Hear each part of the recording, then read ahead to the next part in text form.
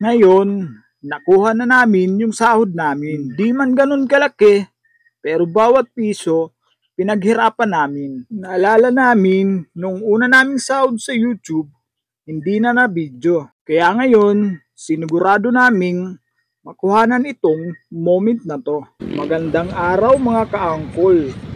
For today's video, sa wakas pumasok na din yung sahod natin mga idol.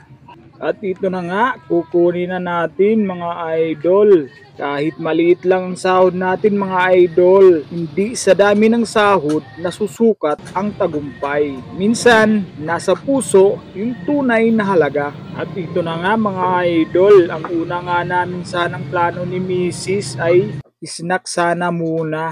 Treat naman diba? Pero habang nag-iisip kami, na-realize namin mas masarap sigurong i-share.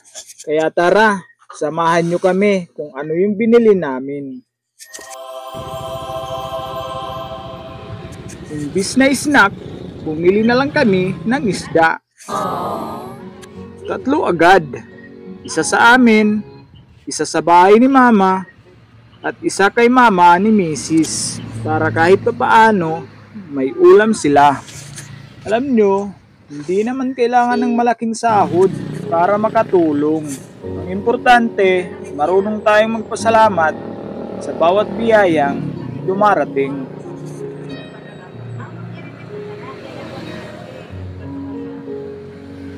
Kaya, kahit maliit pa yan, basta't may sipag, may puso, tuloy lang ang laban. Lahat nagsisimula sa maliit na hakbang. Walang madali, pero bawat pagod ay may kapalit na saya. Kaya kaibigan, kapit lang. Darating din ang tamang panahon para sa'yo. Shoutout nga pala kay nanay, sana mapanood mo ito. Diyan nga pala kami lagi bumibili sa Barangay Sabang North. Dito na nga, habang pauwi na kami, napadaan si Mrs. sa panaderya. Sabi niya, bili na rin tayo tinapay, pang merienda na rin natin. Dito na nga, sa puntong ito, pumunta na kami sa bahay ng mama ni Mrs.